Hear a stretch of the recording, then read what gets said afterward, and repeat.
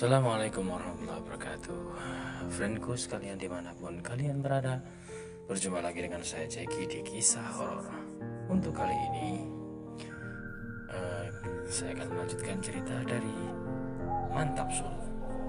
Jika kalian ingin membaca sendiri cerita dari Mantap Sul, silahkan klik link yang ada di deskripsi. Oke, selanjutnya setelah kemarin cerita horor, kisah horor dari ex pabrik dan hantu wanita usil. Sekarang selanjutnya tentang tanah tapi tanah angker. Ini dibagi ada 2 part ya, bagian A dan bagian B. Semoga waktunya bisa cukup. Oke, langsung saja. Silahkan mendengar kisah horor Tanah Angker. Selamat mendengarkan.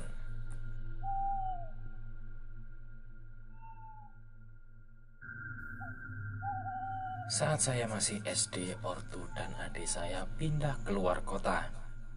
Di sana mereka menghuni satu di antara beberapa kamar di sebuah kosan. Suasana kala itu masih sangat asri. Ada kebun di depan dan di belakang kosan. Bagi mereka yang benci dengan suara bising kendaraan, mungkin kosan ini adalah pilihan yang tepat. Namun ada sesuatu yang tersembunyi di tanah kosan ini. Awalnya saya kurang percaya dengan cerita yang disampaikan bapak ini. Bagi saya kisah sebuah tanah yang angker itu seperti di film-film. Namun dengan kemampuan bapak saya menggali informasi, ternyata ada banyak kejadian di atas tanah tersebut. "Pak, ceritanya apa aja?" tanyaku pada bapak. "Banyak, mulai dari setan wanita itu aja."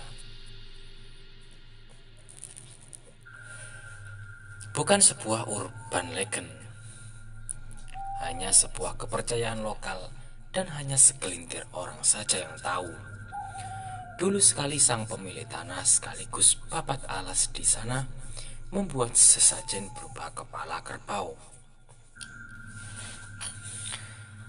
Motif di balik sesajen ini masih belum diketahui, tapi sebagian orang percaya kalau tuan tanah ingin berhubungan dengan hal gaib.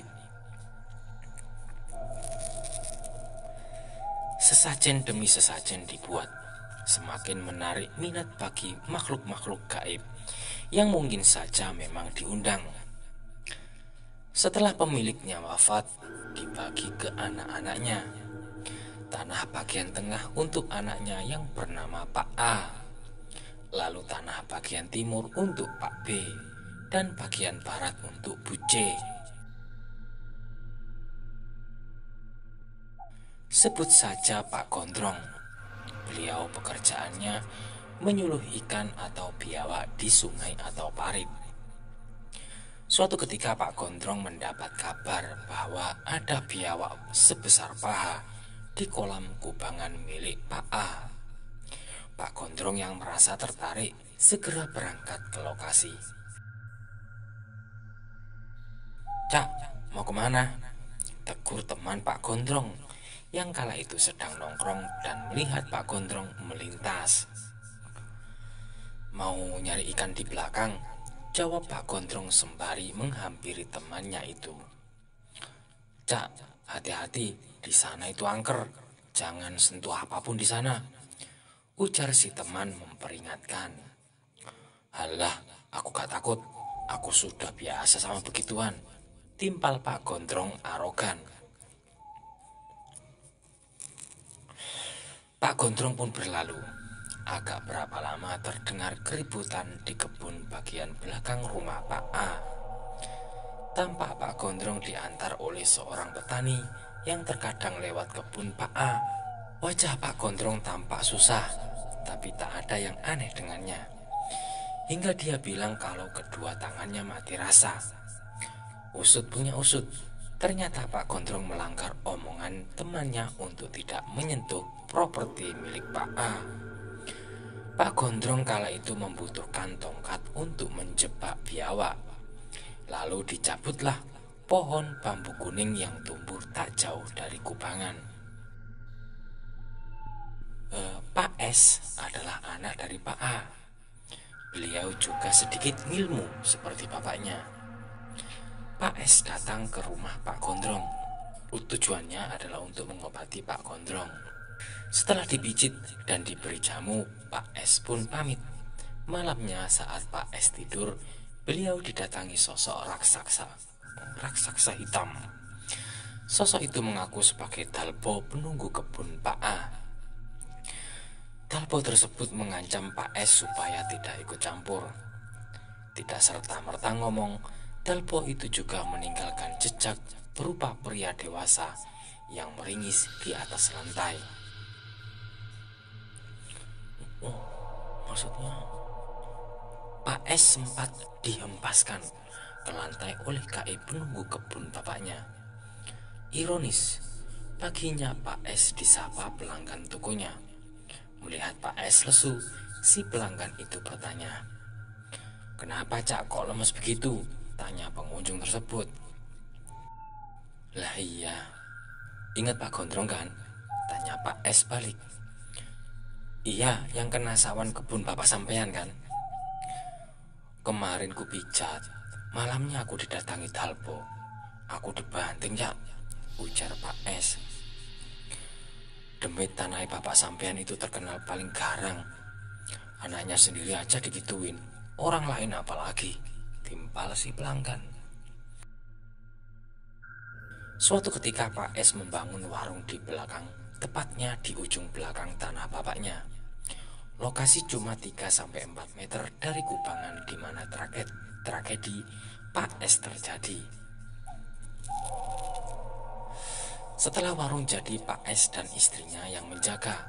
Bapak saya juga sering mampir ke warung itu. Awal warung itu buka tidak ada kejadian aneh, mengingat warung itu di atas tanah paling angker di dusun itu. Suatu ketika Pak S tidak bisa ikut menjaga. Disinilah kejadian-kejadian aneh terjadi. Istri Pak S kala itu sedang membuatkan beberapa pesanan, termasuk kopi pesanan bapak. Tiba-tiba, tutup panci yang digunakan untuk merebus terlempar. "Ada apa, Mbak?" tanya bapak disambut tatapan penasaran para pelanggan.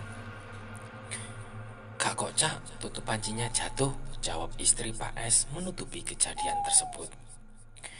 Bapak hanya manggut-manggut. Dia sudah merasa ada yang tidak beres. Saat para pelanggan pulang, biasanya bapak membantu Pak S menutup warung. Begitulah kondisi desa. Tetangga yang akrab bisa seperti saudara. Sebelum tutup, istri Pak S mencuci gelas bekas kopi bapak. "Cak Dadang, kok aku lihat banyak anak kecil ya?" celetuk istri Pak S. "Ah, sampean, mana ada anak kecil main malam-malam begini?" ujar bapak yang kala itu membantu memasukkan kursi. "Cak, ada wanita juga," seru istri Pak S. "Ayo, sudah cepetan," timpal bapak. Akhirnya mereka kabur ke rumah masing-masing. Bapak sering sekali nongkrong di warung, terlebih lagi saat Pak S tidak ada di tempat. Selain membantu menjaga warung yang hanya ditunggu oleh wanita, bapak juga kerap kali memergoki istri Pak S mesra-mesraan dengan seorang pelanggan. Kalau bapak di tempat, pasti orang itu sungkan, gak mau beraksi. Ya, secara bapak sama Pak S sudah seperti saudara.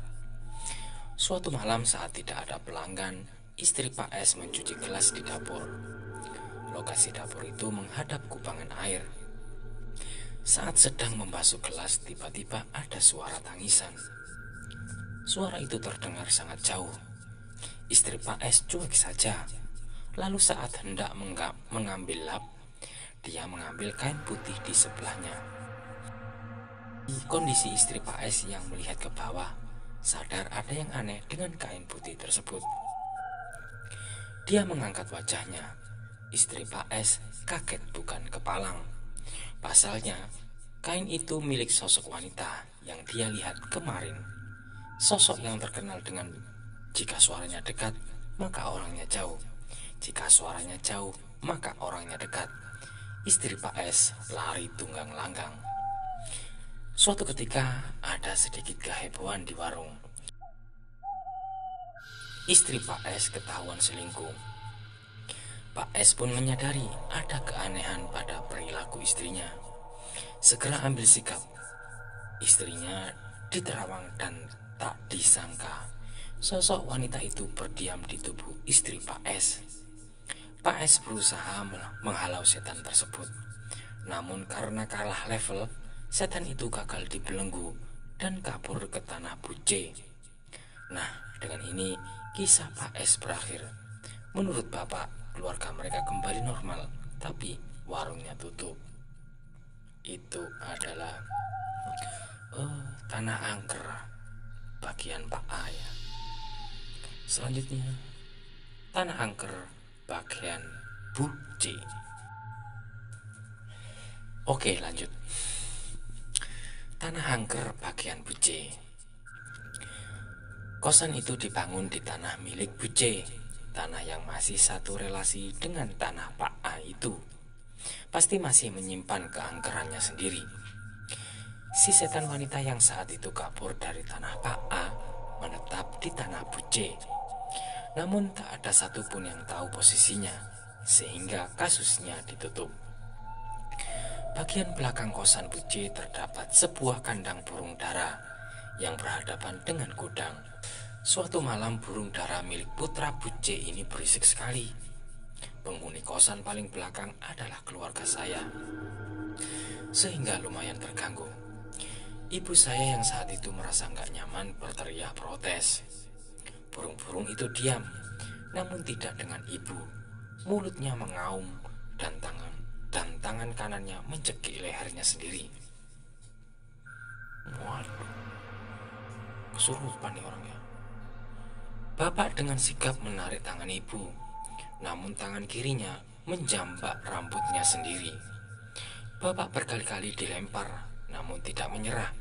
Di tengah kalut, Bapak mendengar suara tangisan, namun tidak digubris. Keselamatan ibu lebih utama.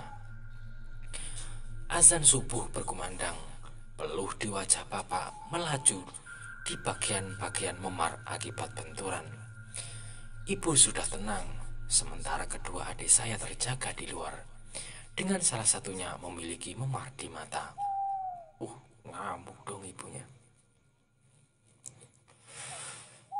Paginya, Bapak segera melapor ke Bu C. Bu C segera ambil tindakan dengan memanggil kerabat yang ahli dengan pertikaian gaib. Adu kekuatan pun tak terelakkan. Ternyata memang mereka punya urusan yang belum selesai. Dari informasi yang bisa diambil dari setan wanita itu, ternyata dia marah karena dibentak ibu. Setan itu memanggil setan wanita yang lain untuk merasuki ibu. Setelah interaksi, setan itu kabur lagi dan menyisakan temannya yang bakal dijadikan bubur oleh saudara Bu C.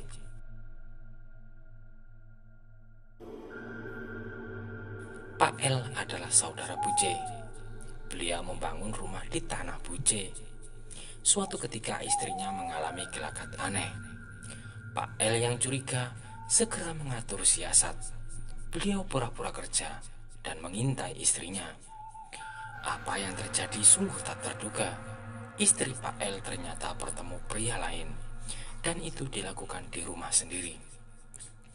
Pak L yang merasa kecewa segera ambil tindakan dan memulangkan istrinya ke ortunya sendiri. Kejadian mistisnya adalah ketika saudara Bu C yang paranormal itu berkunjung. Tiba-tiba orang itu marah. "Cak, istri sampean sholatnya sering bolong ya?"